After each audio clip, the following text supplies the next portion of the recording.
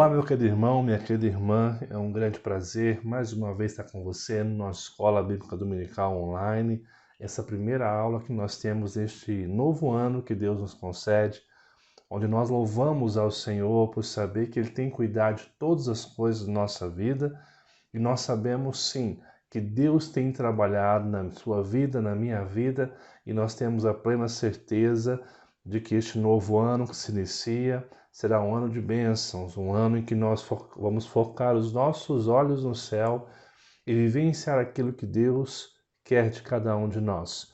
Antes de nós darmos início a essa aula, essa conversa, esse bate-papo que nós vamos trabalhar aqui hoje, uma reflexão mais para pensar no ano, como que vai ser, quero convidar você a participar ativamente do nosso trabalho, nossa igreja, de maneira online.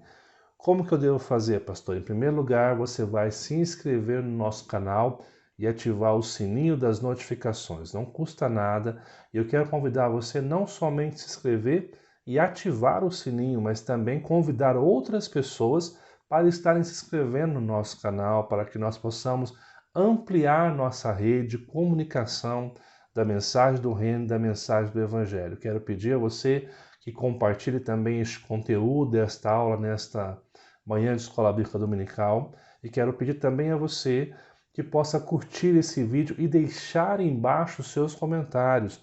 Deixe os seus comentários porque é muito importante para que nós possamos ter um feedback seu do que você tem compreendido da mensagem que nós temos compartilhado neste canal da Igreja Presbiteriana de Cruzeiro. Aproveito e convido você também a se inscrever e a seguir nossos canais também nas redes sociais, nosso Instagram e também o nosso Facebook. Que você possa colaborar também neste ano como esse tipo de missionário online, que realmente compreende que compartilhar a mensagem é um caminho que Deus nos dá hoje para que nós possamos fazer aquilo que Deus quer nos trazer. Hoje eu quero conversar com vocês sobre um ano transformador, um ano melhor e transformador. É o tema que eu tenho para que a gente possa hoje refletir, pensar nessa transição de ano de 2021 a 2022.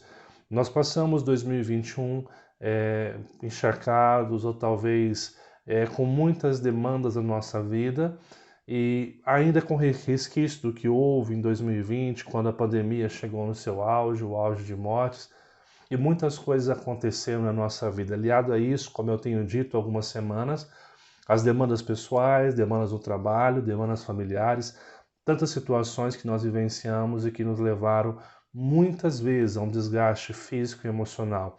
Muitos estudiosos, muitos pesquisadores têm afirmado que nós vivenciamos no segundo semestre de 2021 resultados do que foi a pandemia de 2020, né? E agora nós começamos um novo ano, pensando nas novas demandas, nos projetos que nós temos. Sim, ainda há resquícios ou situações que nos fazem temer a realidade, principalmente quando nós ouvimos falar dessa nova variante que vem ocorrendo, essas crises da saúde pública.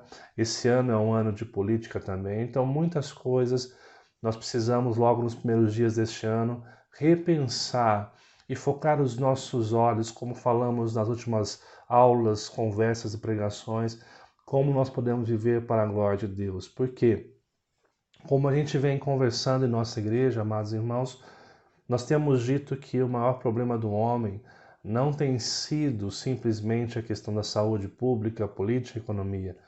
O maior problema do homem está no próprio homem. Nós que cremos na palavra de Deus, uma cosmovisão cristã da realidade, nós sabemos que a vida, amados irmãos, é uma série de dificuldades, sim, mas que elas só tendem a mostrar que o homem, por si próprio, o homem, ele não tem produzido aquilo que glorifica a Deus. E há um livro de Eugene Peterson, de 2004, dizendo como é este livro, e ele fala uma frase muito interessante, eu anotei aqui e quero compartilhar com vocês. Ele diz o seguinte: vivemos numa época, isso ele pensando em 2004, na qual temos sido todos treinados desde o berço para escolher por nós mesmos o que é melhor para nós. As três pessoas, Pai, Filho e Espírito Santo, são substituídas pela trindade pessoal dos meus santos desejos, minhas santas necessidades e meus santos sentimentos. O que Eugene Peterson, lá em 2004, observou e trouxe a nós, e hoje nós vivemos talvez isso de uma forma muito mais exacerbada, é que nós estamos sendo treinados a viver a partir dos nossos desejos, necessidades, do que nós queremos. E nós substituímos essas, como ele chama de santos desejos, santas necessidades e santos sentimentos no lugar da Trindade. Ok, mas o que Trindade tem a ver com o nosso desejo? Quando nós falamos em Trindade, Deus Pai, Filho e Espírito Santo, nós estamos compreendendo o plano da redenção. Como Deus nos salvou, como Deus Pai decidiu nos amar e perdoar o nosso pecado. Como Deus Filho, Jesus, assume o nosso lugar por meio da encarnação, vive uma vida reta e santa, morre na cruz no nosso lugar, e o Deus Pai coloca sobre Deus Filho a ira do pecado, os nossos pecados foram derramados sobre ele. Este Jesus vai ressuscitar e nos garantir a vida a todo aquele que nele crê, mas é o Deus Espírito Santo quem aplica e nos convence e abre os nossos olhos para compreender a riqueza e a mensagem do que nós chamamos de Evangelho, a boa notícia de que Deus veio salvar todo aquele que precisava ser salvo, ou seja, todos nós precisamos ser salvos. Então, quando Eugene Peterson, em 2004, fala a respeito da Santíssima Trindade, que tem a ver com a nossa salvação, com o nosso destino, com a nossa cosmovisão, são substituídos por essa visão onde o homem quer ser o centro, onde o homem quer ser massageado, onde o homem precisa ter o controle.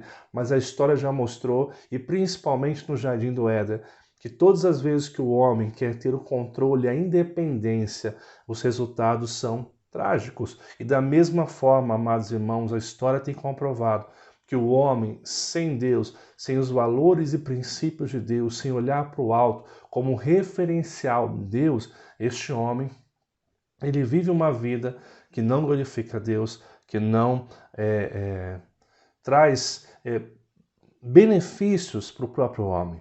Quando nós falamos nessa trindade secular, amados irmãos, onde o homem quer ter, nós podemos citar aqui 3 marcas que fazem parte do nosso tempo hoje. O primeiro, autonomia. Nós queremos ter autonomia para decidir as coisas. E para a gente, a concepção de um Deus que nos salva e nos coloca parâmetros, princípios e valores é inconcebível, porque como Deus pode ser amor se Deus tirar a nossa autonomia? O que nós não compreendemos é que a autonomia do homem produz prejuízos para o próprio homem. Uma outra marca que nós temos é a marca do prazer. O homem busca prazer que satisfaça os seus desejos e que ele se sinta bem. Então ele vai para relacionamentos não porque ele compreende o que ele tem que ser no relacionamento, mas ele quer que o relacionamento traga prazer a ele. E se as pessoas que estão no relacionamento não tratem prazer, não massageiam o seu ego, essas pessoas são descartáveis. Assim como aquele filósofo, antropólogo, se eu não me engano, Zygmunt Bauman, ele dizia sobre os relacionamentos líquidos, né? Faz parte da nossa geração, nossa cultura hoje. E também o individualismo. As pessoas hoje tendem a buscar de forma mais individual, elas não concebem mais o coletivo, mas estão preocupados com a sua felicidade individual. E pensando nisso, amados irmãos, eu quero convidar você a pensar um pouquinho como tudo que nós vivemos muitas vezes não tem feito com que a gente volte os nossos olhos para o céu. Quando nós olhamos a carta de João, revelando o Apocalipse, que não é um livro da destruição, mas um livro que revela a graça e o amor de Deus, nós vemos que ali é relatado algumas coisas que iriam acontecer ao longo da história. E uma delas é que haveria uma grande peste, uma grande praga, que dizimaria mais ou menos, nos nossos cálculos hoje, 2,6 bilhões de pessoas. Interessante que mesmo depois de passar por situações como essa, parece-me que o homem não concebe um caminho diferente. Deixa eu ler com você um texto bíblico que está em Apocalipse capítulo 9, dos versos 21 em diante, que diz o seguinte: os outros homens, aqueles que não foram mortos por esses flagelos, não se arrependeram das obras das suas mãos, deixando de adorar os demônios e os ídolos de ouro, de prata, de cobre, de pedra e de pau, que nem podem ver, nem ouvir, nem andar, nem ainda se arrepender dos seus assassínios, nem das suas feitiçarias, nem da sua prostituição, nem dos seus frutos. O que Apocalipse nos ensina no capítulo 9 que nós lemos aqui? Que mesmo depois de passar por sofrimento, por flagelo que dizimou 2,6 bilhões de pessoas, o homem não aprendeu. E, amados irmãos, não é novidade para mim e para você que nós passamos por crises onde pessoas morreram, onde pessoas perderam seus entes queridos, e parece que um homem que deveria amar mais não mudou. Parece que tudo que nós estamos vivendo de desastres naturais, da natureza gritando por socorro, não tem feito este homem voltar os seus olhos e perceber os seus equívocos no que diz respeito à desigualdade social, no que diz respeito ao desmatamento, no que diz respeito ao amor ao próximo e tantas outras questões que nós levantamos hoje. Mas por que isso, amados irmãos? Porque todas as vezes que nós concebemos uma mudança do homem, a partir do homem, nós teremos problemas, porque a Bíblia tem mostrado ao longo das suas páginas que o homem, por si próprio, ele não pode produzir algo que realmente seja benéfico para ele. Tudo o que nós fazemos de bom nesse mundo é fruto da graça, do amor de Deus que se revela na vida de pessoas pecadoras.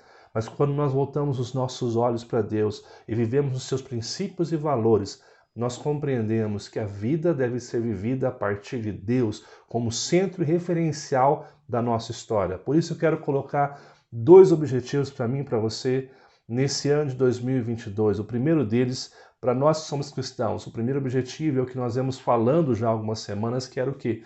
Vivam para a glória de Deus. Quando você lê a primeira carta de Paulo aos Coríntios, capítulo 10, verso 31, você encontra a seguinte afirmação: portanto, quer comais, quer bebais, ou façais qualquer outra coisa, façam tudo para a glória de Deus. A primeira coisa que eu quero desafiar você, meu irmão, minha irmã, que professa crer em Cristo Jesus para este novo ano, é que você viva para a glória de Deus em tudo que você faça, no casamento, no trabalho, na igreja, entre os amigos, nas suas relações, nas suas atitudes, nas suas palavras. Glorifiquem a Deus. E ainda mais, eu quero convidar você neste ano a desenvolver uma vida devocional com Deus, de intimidade e devoção. Meu amado irmão, minha amada irmã, se você é um cristão e não tem tempo para ler a Bíblia e orar, eu quero avisar você que você tem se enganado no que diz respeito a conhecer a Deus. O conhecimento de Deus vem por dedicação, por intimidade, por devoção, por experimentar a Deus dia a dia. Salmo 90, verso 12, nos diz o seguinte: ensina-nos a contar os nossos dias, para que o nosso coração alcance sabedoria. O salmista desafia eu e você a termos tempo com Deus, a vivermos para Deus. E nesse conhecimento, nesse experimentar a Deus, nós adquirimos sabedoria e somos conformados à imagem de Jesus. Lembrando que quando nós falamos em intimidade e devoção, nós compreendemos que nós buscamos a Deus por meio da oração e palavra, mas esse relacionamento com Deus na palavra e na oração tem que se tornar prática na sua vida, e essa prática faz com que você viva uma vida que glorifique a Deus. Você lembra dos fariseus? Eles tinham conhecimento da lei, tinham suas devoções, orações, mas não havia prática, e por isso eles se tornam legalistas e não pessoas que amam e expressam a misericórdia de Deus. Então, para este ano, eu quero convidar você, e como pastor também me coloco no mesmo lugar, na mesma necessidade, que nós temos que buscar uma vida de relacionamento com Deus por meio da palavra, oração. E a prática dessa vida de oração e palavra deve nos conduzir a uma vida que glorifica a Deus em todos os lugares que eu e você professa ser cristão na vida o tempo todo. Ser cristão não está desassociado de nenhum segundo de quem você é e da sua vida. Para isso eu quero então trazer a você algumas metas para que você possa ter nesse novo ano. A primeira meta é que você repense as suas prioridades. Quando você lê Filipenses capítulo 3, dos versos 7 ao verso 8, você vai encontrar o seguinte: Paulo dizia: no passado, todas essas coisas valiam muito para mim, mas agora, por causa de Cristo, considero que não tem nenhum valor. E não somente essas coisas, mas considero tudo uma completa perda, comparado, preste atenção, com aquilo que tem muito mais valor. O que tem mais valor, o apóstolo Paulo diz, isto é, conhecer completamente Cristo Jesus, o meu Senhor. O que o apóstolo Paulo está nos desafiando aqui, meu amado irmão, é pensar o que realmente é prioridade na nossa vida. Um teólogo muito conhecido dos nossos dias, John Piper, ele afirma que o Twitter, ele vem provar nos últimos tempos, no último dia, no julgamento, de que a nossa falta de comunhão com Deus não era falta de tempo, mas sim falta de prioridade. Por quê?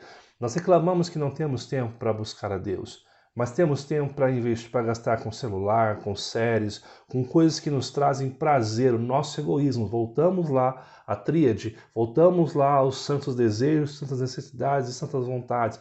Nós temos tempo para a gente, mas não temos tempo para investir no nosso tempo com Deus. Então, a primeira coisa é repense sua prioridade. Porque quando você olhar para Deus em primeiro lugar, sim, você vai ter mais tempo com a sua família, mais tempo de qualidade no seu lazer, porque Deus se tornou a primeira algo de mais importante, o primeiro na sua vida. E como diz a palavra de Deus, buscai, pois, em primeiro lugar, o reino de Deus e a sua justiça, e sim, as demais coisas serão acrescentadas na sua vida. Então, a primeira coisa que eu quero focar com você aqui hoje é que você repense suas prioridades.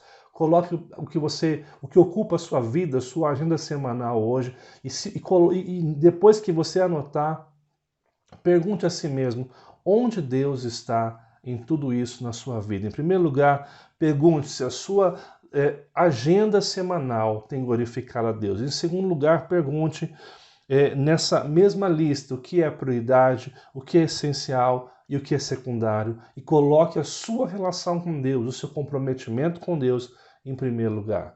Uma segunda coisa que eu quero aconselhar e colocar como uma meta para esse ano é confiar somente em Deus. Sim, parece algo banal, parece um clichê de crente, mas, amados, nós precisamos confiar mais em Deus. Nós precisamos descansar a nossa vida, como diz o nosso irmão João, um cadinho mais em Deus. Porque, sim, é na crise que nós somos provados se nós realmente confiamos em Deus.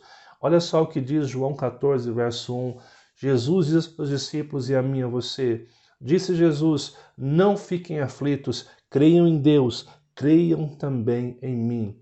Quando você vai um pouquinho mais à frente, em 1 Pedro, capítulo 5, verso 7, você encontra o seguinte: entregue todas as suas preocupações a Deus, pois Ele cuida de vocês. Agora preste atenção no Salmo 16, verso 5. Senhor, Tu és a minha porção e o meu cálice. Tu és o que garantes o meu futuro. O salmista compreende claramente, amados irmãos, que as demandas da vida têm esse papel de tirar a nossa paz. Mas é a confiança em Deus que nos traz paz, a verdadeira paz. Por isso, nesse ano, eu quero que você e eu possamos orar diariamente, pedindo que Deus nos ajude a confiar mais nele, a descansar os cuidados dessa vida, a descansar as demandas de nossa vida naquele que é poderoso para fazer infinitamente mais do que pedimos ou pensamos, conforme o seu poder que opera em nossas vidas. E também eu quero que você faça uma lista e leia e perceba aquilo que Deus fez o ano passado na sua vida, porque sim, todos nós passamos por crise no ano passado, mas quando você coloca no papel, você percebe que as bênçãos de Deus, o ar que você respira, a condição de trabalhar e tantas coisas são muito superiores àquilo que aflige a nossa paz de espírito. Então, em primeiro lugar, eu quero convidar você a repensar a sua prioridade e, em segundo lugar, a confiar somente em Deus.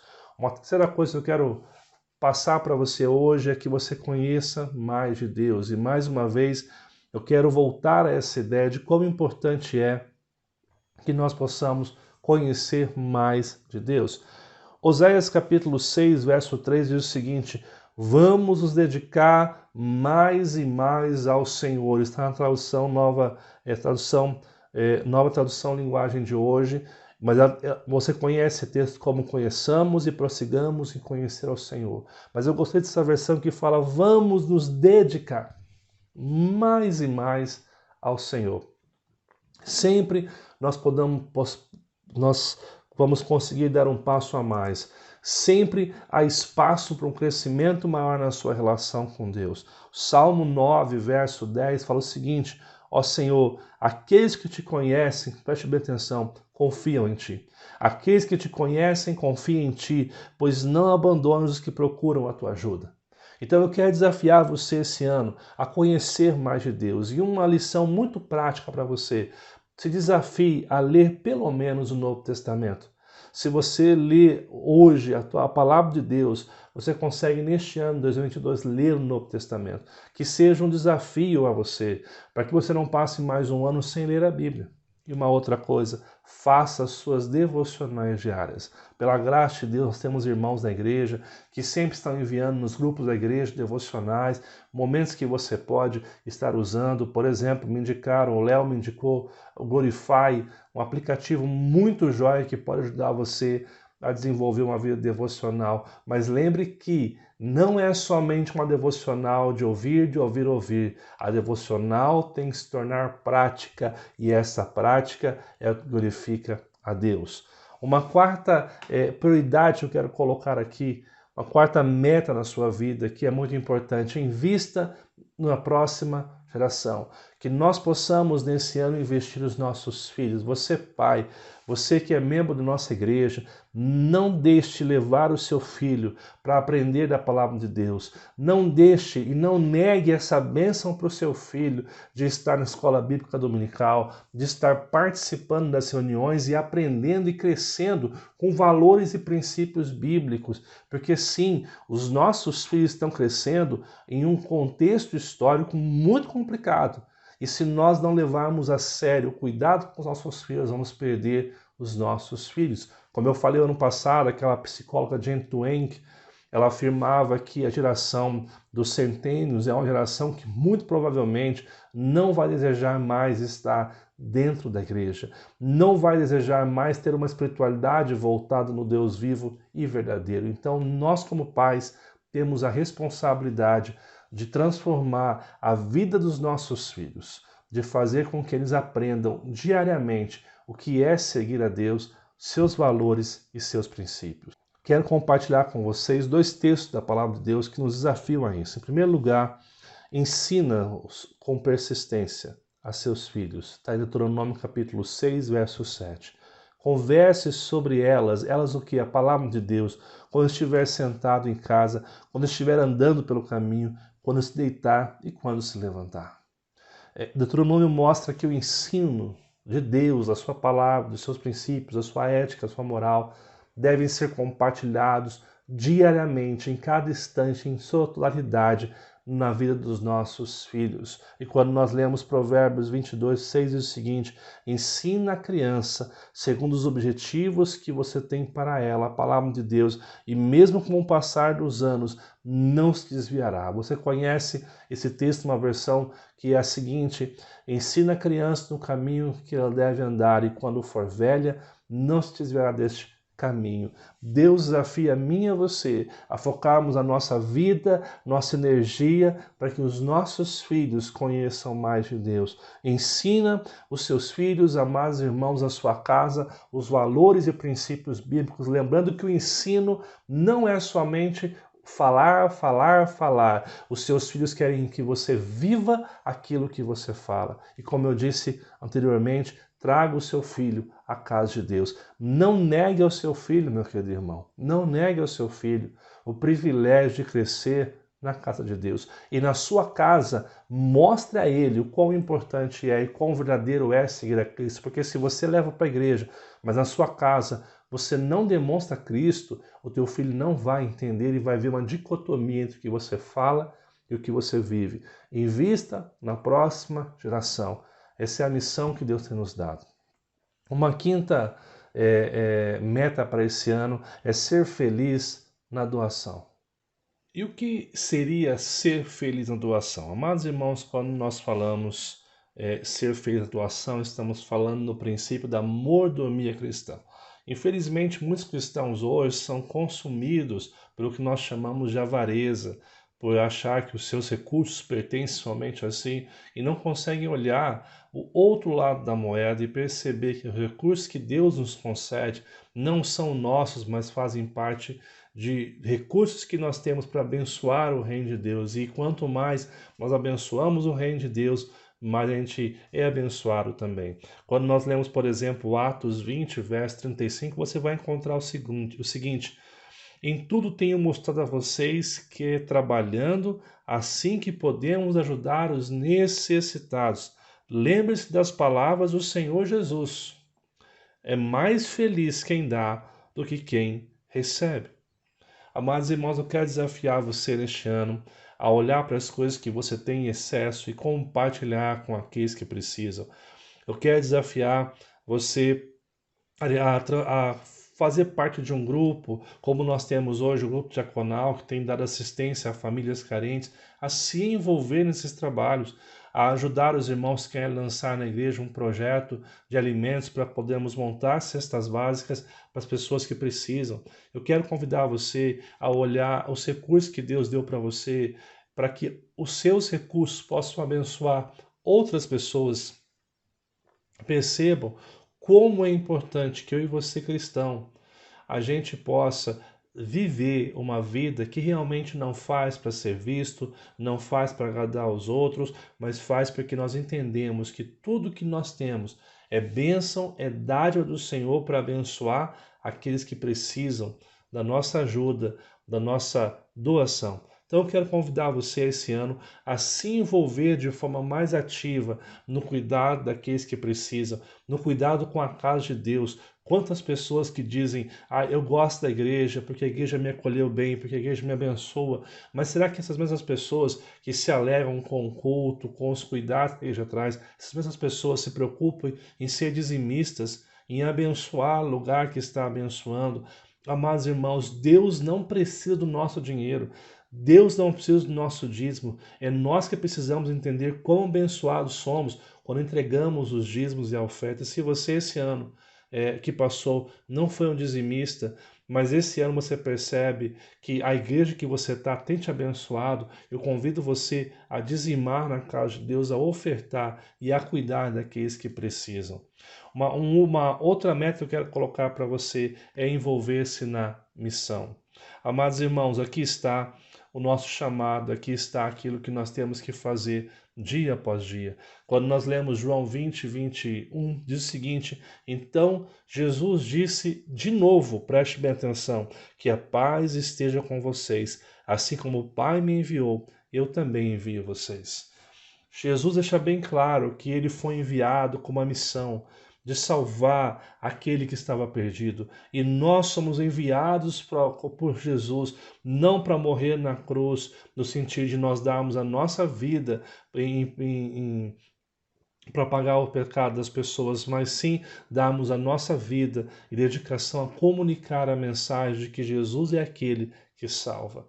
Quando você lê Mateus 28, 19, a parte A, fala assim: portanto, vão a todos os povos do mundo, a começar na sua rua, sua familiar, em todos os lugares, e façam que sejam meus seguidores, ou ide por todo o mundo e façam discípulos nosso Senhor Jesus. Eu quero convidar você nesse novo ano a fazer um propósito de oração, de orar por as pessoas que não conhecem esse amor verdadeiro. Não orar para que as pessoas frequentem igrejas, sejam religiosas, não. Orar para que as pessoas escutem e ouçam a boa nova de Jesus Cristo e veja como a sua igreja se envolve em missão e você também se envolve em fazer missão.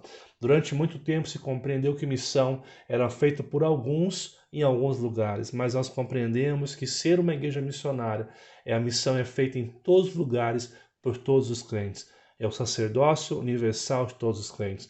Nós fomos chamados, amados irmãos, a fazer missão. Nós somos chamados a viver aquilo que Deus espera de cada um de nós. Por isso eu quero compartilhar mais uma vez, recapitular essas 6 lições ou 6 metas para esse novo ano. Em primeiro lugar, repense as suas prioridades e coloque Deus em primeiro lugar na sua vida. Confie somente em Deus.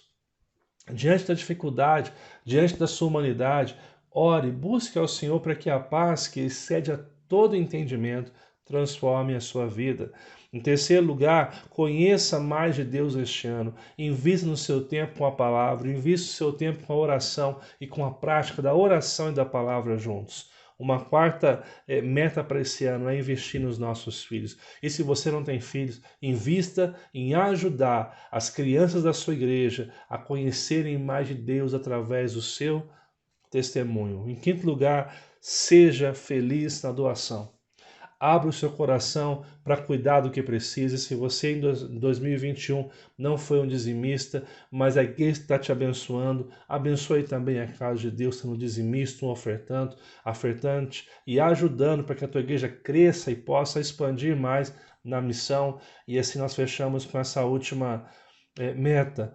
Seja um missionário, envolva-se em missão. Quando nós vivemos essas metas, se buscarmos isso, amados irmãos, vamos sim viver a palavra de Deus, vamos ter tempo de intimidade e devoção com Deus, e a prática da intimidade e devoção gera a glória de Deus que nossos alvos. Vamos, amados irmãos, em 2022, viver para a glória de Deus e viver essa vida que agrade a Deus. Eu sei que esses princípios muitas vezes não vão agradar muitas pessoas, mas eu quero convidar você que acredita que nós podemos sim implantar essa igreja aqui em Cruzeiro, e não somente aqui, mas em nossa região toda aqui. Se você crê nesse projeto, se você crê que Deus nos colocou aqui, colocou a sua vida, a minha vida, para proclamar o reino de Deus, então, amados irmãos, leve a sério esses objetivos que nós colocamos aqui hoje, e que você possa pedir ao Senhor que abençoe a minha vida, a sua vida, a nossa igreja, para que nós possamos avançar. Eu quero convidar você neste momento a orar, para que Deus nos ajude a fazer a sua vontade e o seu querer. Ore comigo nessa noite, meu amado irmão. Pai, nós te louvamos, ó Pai, por este tempo de estudo aqui na Escola Bíblica Dominical. Nós estamos gravando esse vídeo e cremos que esse vídeo vai alcançar muitas pessoas. E pedimos a Deus que o Senhor nos ajude a crescer conforme a sua vontade.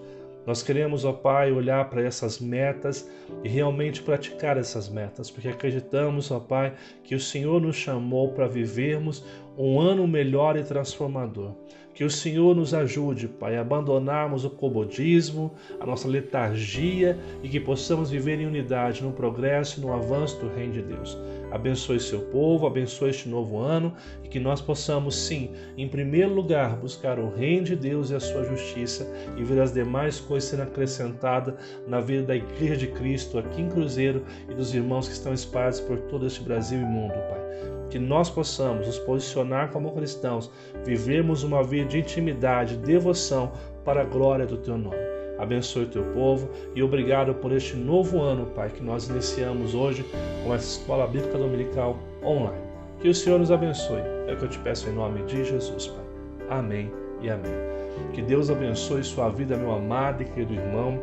Que Deus possa usar você e sua família como colaboradores no reino de Deus para que o Evangelho cresça, para que pessoas se rendam a Deus e você seja um instrumento de Deus. Nos ajude, compartilhe esse vídeo, peça para as pessoas curtirem, as pessoas se inscreverem no nosso canal e compartilhe para o máximo de pessoas que você puder compartilhar. E que em nome de Jesus possamos crescer e ver o reino de Deus avançar em nossa cidade. Que Deus abençoe grandemente a sua vida, é a minha oração para esse ano de 2022. E um feliz ano novo para você e para sua casa em nome de Jesus.